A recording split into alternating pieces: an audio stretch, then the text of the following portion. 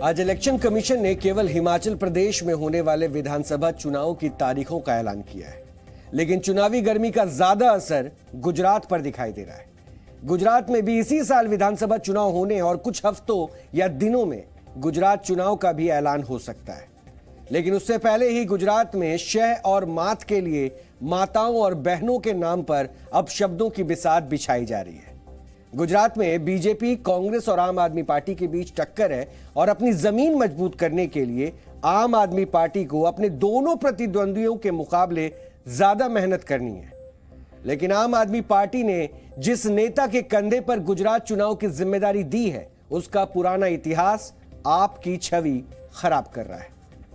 आम आदमी पार्टी की ओर से गुजरात के प्रमुख गोपाल इटालिया की जुबान उनकी आफत का कारण है और बीजेपी ने गोपाल इटालिया के पुराने बयानों की पिक्चर रिलीज करनी भी अब शुरू कर दी है। इसमें गोपाल इटालिया के मुखार बिंदु से अब शब्दों की ऐसी वर्णमाला निकल रही है जो आम आदमी पार्टी के लिए मुसीबत बन गई है। गोपाल इटालिया के अब तक 3 वीडियो सामने आ चुके हैं और इन वीडियो में वो खुलकर बीजेपी और प्रधानमंत्री नरेंद्र मोदी के खिलाफ बहुत कुछ कह रहे हैं।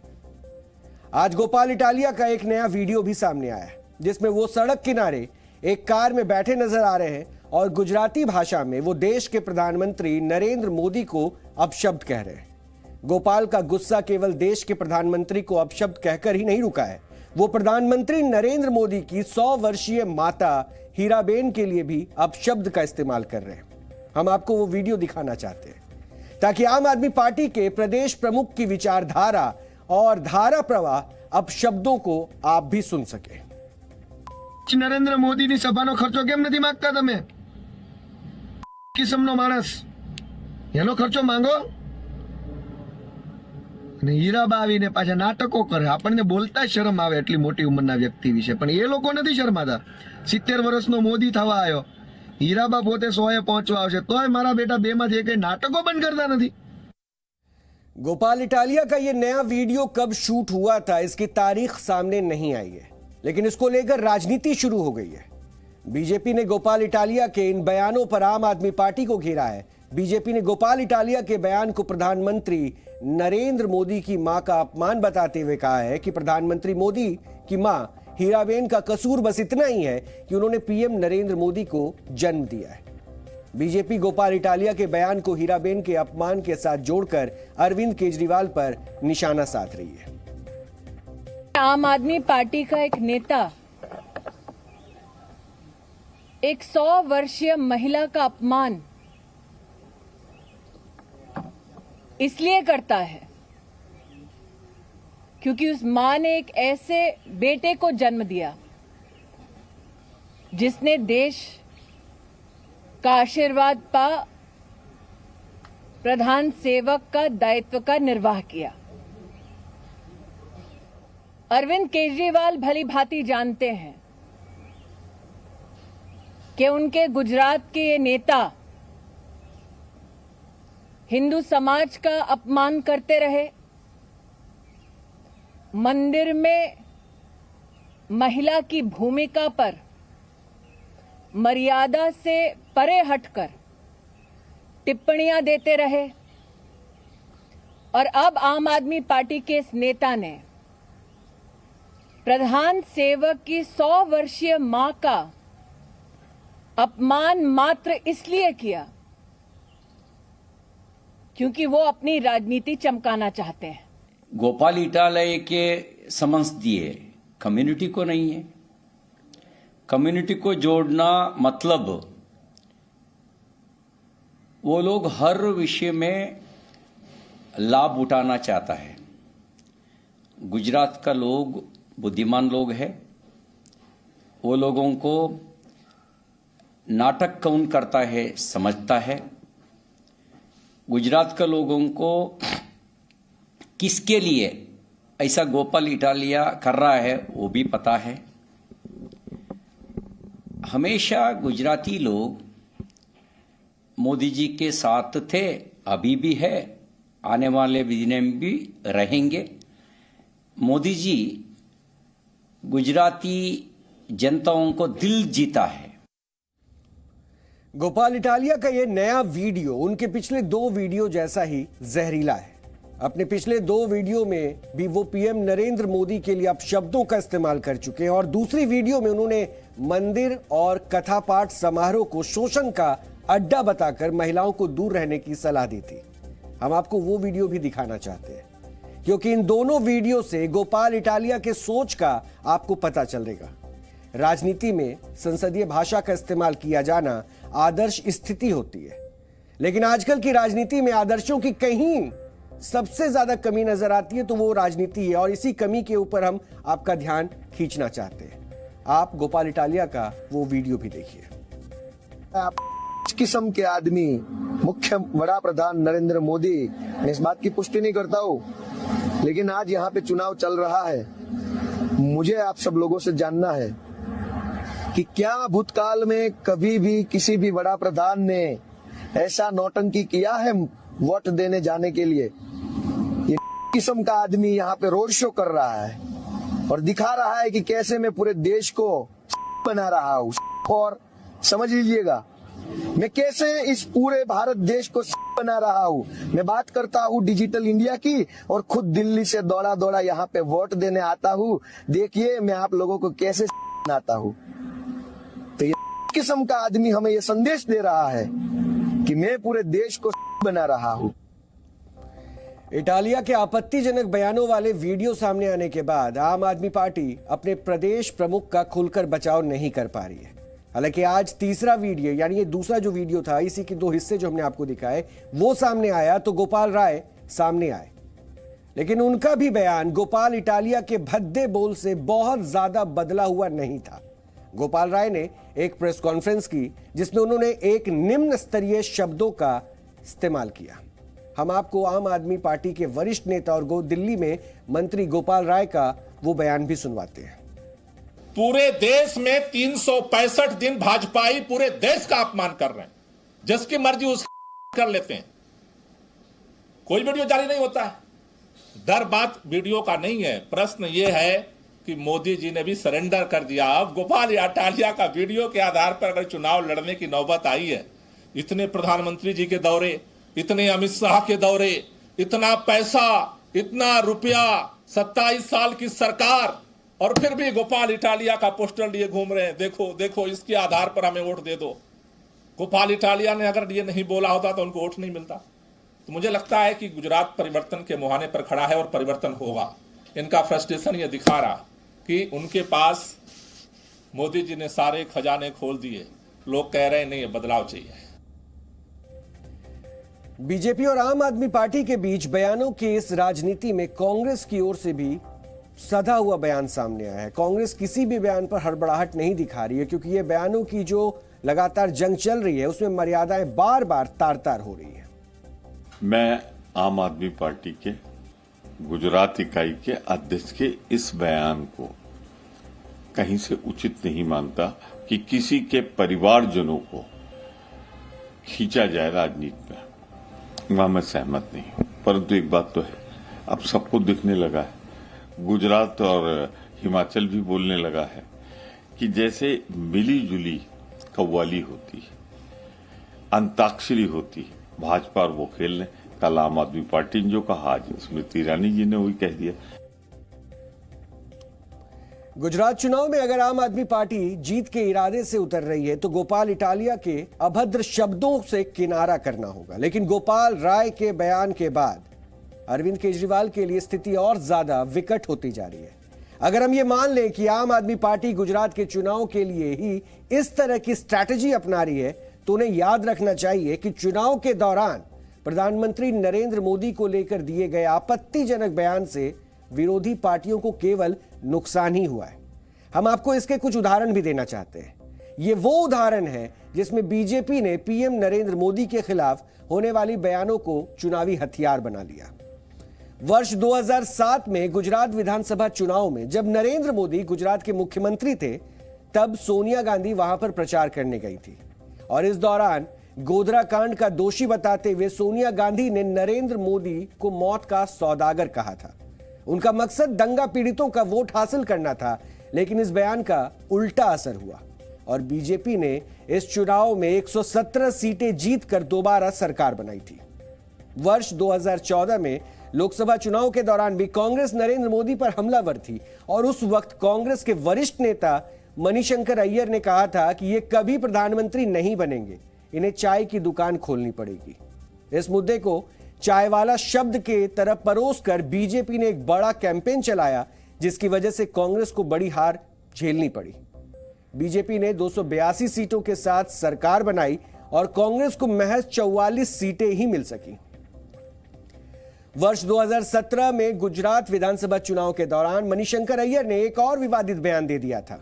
मणिशंकर अय्यर ने असंसदीय शब्द का इस्तेमाल किया था, जिसके बाद बीजेपी ने उसको जाति सूचक शब्द बताते हुए कांग्रेस को घेर लिया था और इस चुनाव में बीजेपी ने गुजरात की 182 सीटों में से 99 सीटों पर जीत हासिल की थी और कांग्रेस के 77 सीटें ही उन्होंने वहां पर हासिल की थी। और इसी तरह से वर्ष 2019 लोकसभा चुनाव में भी राफेल डील पर घोटाले का आरोप लगाकर राहुल गांधी ने एक नारा दिया था। यह नारा था, चौकीदार चोर है। और राहुल के इस बयान को बीजेपी ने इस्तेमाल किया और नारे को बदलते हुए मैं भी चौकीदार नारे के साथ एक बड़ा कैंपेन चलाया। इसका बीजेपी को फायदा हुआ। बीजेपी ने 302 सीटें जीतकर सरकार बनाई और कांग्रेस को मात्र 99 सीटें ही मिली।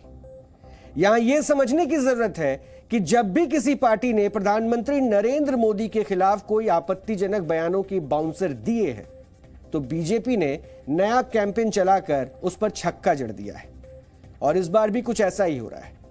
लेकिन अगली जो खबर है वो खबर चुनाव के इस सियासी पारे के चढ़ते हुए तो है ही, साथ ही साथ अब हिमाचल में किस तरह से यह तापमान बढ़ने वाला है वो भी बताएगी। हिमाचल प्रदेश की 68 विधानसभा सीटों के लिए चुनाव का ऐलान हो चुका है और 12 नवंबर को एक ही चरण में पूरे प्रदेश में वोट डाले जाएंगे। इसका नतीजा 8 दिसंबर को आएगा और चुनावों के ऐलान के साथ ही हिमाचल प्रदेश में चुनावी आचार संहिता भी लागू हो गई है। चुनाव प्रचार में भी अब तेजी देखने को मिलेगी। वोटिंग से पहले आप ये जरूर जानना चाह रहे होंगे कि आखिर हिमाचल प्रदेश का माहौल क्या है, कौन सी पार्टी के लिए लोगों के मन में अच्छे विचार हैं और किस पार्टी को लेकर लोगों में नाराजगी है। हम आपको एक ओपिनियन पोल दिखाने जा रहे हैं। जी दर्पण ने यह ओपिनियन पोल किया है और हमारी टीम ने हिमाचल प्रदेश की सभी 68 सीटों पर जाकर करीब 1.5 लाख लोगों से बात की है। जी दर्पण ने 10 अगस्त से 10 अक्टूबर के बीच सभी विधानसभा सीटों पर जाकर लोगों की राय ली और हमने चुनाव से पहले लोगों का मन टटोलने की भी कोशिश की। ओपिनियन पोल में हमने हिमाचल प्रदेश के लोगों से कई तरह के सवाल पूछे। सबसे पहले हमने पूछा कि चुनाव में वो किस पार्टी को वोट देंगे।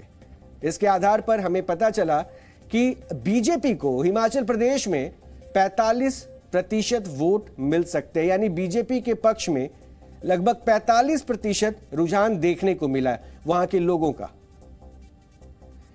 और यह सबसे खास इसलिए भी हम आपको बता रहे हैं क्योंकि हमने लंबा खासा वक्त वहां पे गुजारा और उसके बाद 1.5 लाख से ज्यादा लोगों से हमने बात की और उसके बाद ये ओपिनियन पोल हमने तैयार किया। कांग्रेस को 32% वोट मिलने का अनुमान मिला है और साथ ही साथ ये भी बता दें कि हिमाचल में इस बार अपना कद बढ़ाने की कोशिश में लगी आम आदमी पार्टी को 9% वोट मिल सकते हैं, इसके भी आसार है। दूसरी तरफ सीपीआईएम को 2% और अन्य जो राजनीतिक दल है उनको कुल 12% वोट मिलने की संभावना है, यानी बीजेपी को लेकर यहां पर सबसे ज्यादा वोट परसेंटेज बढ़ता हुआ नजर आया। वैसे हमारे ओपिनियन पोल में मिले जवाबों के आधार पर हमें सीटों का भी जो आंकड़ा मिला है वो भी हम आपको आज दिखाना चाहते हैं। हमारे ओपिनियन पोल के मुताबिक यह जानकारी मिली है कि बीजेपी को 36 से 48 सीटें मिल सकती है, यानी जिस जनाधार के बीच में हमने जानकारी इकट्ठी की उसके मुताबिक हमें यह लगता है कि बीजेपी 36 से 48 सीटें हिमाचल प्रदेश में जीत सकती है और कांग्रेस को 20 से 28 सीटें मिल सकती है। वहीं आम आदमी पार्टी को 1 सीट मिलता हुआ नजर आ रहा है, जबकि अन्य दलों को 3 सीटें मिल सकती है। यह जी दर्पण का ओपिनियन पोल है जिसके आंकड़े हम आपको बता रहे हैं और हमारे ओपिनियन पोल से यह भी पता चलता है कि हिमाचल प्रदेश में 10 अगस्त से 10 अक्टूबर के बीच लोगों का भरोसा बीजेपी पर था। हालांकि कांग्रेस को भी लोग एक विकल्प के तौर पर देख रहे हैं, इसलिए हमने पार्टियों को लोकप्रियता पर भी लेकर लोगों के बीच में सवाल रखा और यह जानना चाहा कि कौन सा दल कितना लोकप्रिय आपको लगता है। इसमें 51% महिलाओं और 40% पुरुषों ने बीजेपी को अपनी पसंद बताया है। इसी तरह से 30% महिलाओं और 35% पुरुषों ने कांग्रेस को अपनी पसंद बताया है। 8% महिलाओं और 10% पुरुषों ने आम आदमी पार्टी को अपनी पसंद बताया है। और वैसे भी किसी भी चुनाव में प्रधानमंत्री नरेंद्र मोदी एक बड़ा फैक्टर साबित होते हैं। बीजेपी के लिए वो कई चुनाव में ब्रह्मास्त्र साबित हुए हैं। ऐसे ही हमने हिमाचल प्रदेश की जनता से भी पीएम मोदी के कामकाज को भी लेकर सवाल पूछे, ताकि हम ये जान सके कि पीएम के कामकाज के तरीके को लेकर हिमाचल की जनता क्या सोचती है। वहां पर हमें पता चला कि 31% मतदाता पीएम मोदी के कामकाज से बहुत संतुष्ट है। 36% मतदाता पीएम के काम से संतुष्ट है, जबकि 21% मतदाताओं ने जवाब दिया कि वो असंतुष्ट है। 12% वोटर्स ने इस सवाल का कोई जवाब नहीं दिया, यानी वो अपनी राय नहीं बना पाए। वहीं हिमाचल प्रदेश के मतदाताओं से हमने ये भी पूछा कि मुख्यमंत्री के तौर पर उनकी पहली पसंद कौन है, क्योंकि अगर प्रधानमंत्री बीजेपी की तरफ से एक ब्रह्मास्त्र के तौर पर काम करते हैं तो सवाल ये उठता है कि प्रदेश में वो किसे सीएम फेस के तौर पर यानी मुख्यमंत्री के चेहरे पर देखना चाहते हैं। तो वहां पर हमें पता चला कि 30% लोगों ने जयराम ठाकुर को अपनी पसंद बताया है। जयराम ठाकुर मौजूदा मुख्यमंत्री भी हैं और 26% लोगों ने केंद्रीय मंत्री अनुराग ठाकुर को अपनी पसंद बताया।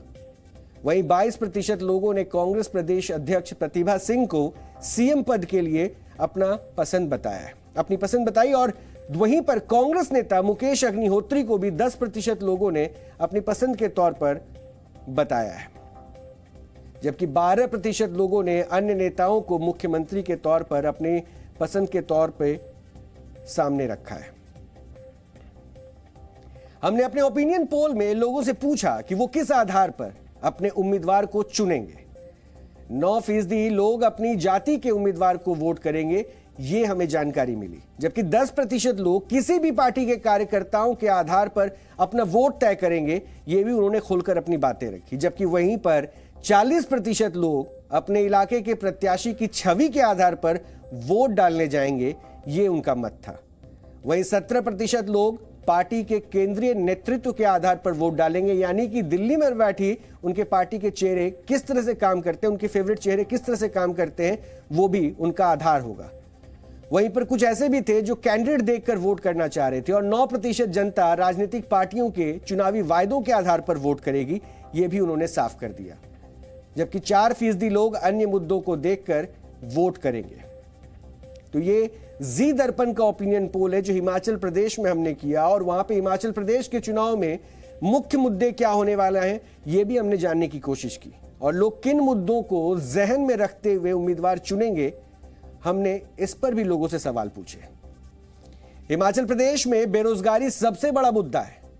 32% जनता इसी मुद्दे पर वोटिंग करेगी, जबकि 18% लोगों के लिए सड़क, बिजली, पानी बड़ा मुद्दा है। वहीं 16% लोग महंगाई के मुद्दे पर वोट करेंगे, और 9% जनता के लिए भ्रष्टाचार निर्णायक मुद्दा है। 6% लोगों के लिए स्वच्छता एक मुद्दा है, और 3% के लिए सुरक्षा, और 2% के लिए शिक्षा एक बड़ा मुद्दा है। वहीं 14% वोटर के मुताबिक अन्य मुद्दे भी इस चुनाव में अहम भूमिका निभाएंगे। तो कुल मिलाकर जी दर्पण के इस ओपिनियन पोल में जनता के बीच बीजेपी की स्थिति फिलहाल मजबूत नजर आ रही है, और कांग्रेस के लिए भी सत्ता पाने का अच्छा खासा मौका है, क्योंकि करीब 32% जनता बेरोजगारी के मुद्दे पर वोट करना पसंद करेगी, और यह मुद्दा कांग्रेस के अहम चुनावी मुद्दों में शामिल है। इस मुद्दे पर ही कांग्रेस बीजेपी सरकार को घेरती रही है, और हमारे ओपिनियन पोल में एक बात साफ है कि प्रधानमंत्री नरेंद्र मोदी हिमाचल प्रदेश के चुनावों में बीजेपी के लिए अहम भूमिका निभाएंगे, क्योंकि उनकी छवि बीजेपी के लिए जीत की टिकट के तौर पर साबित हो सकती है।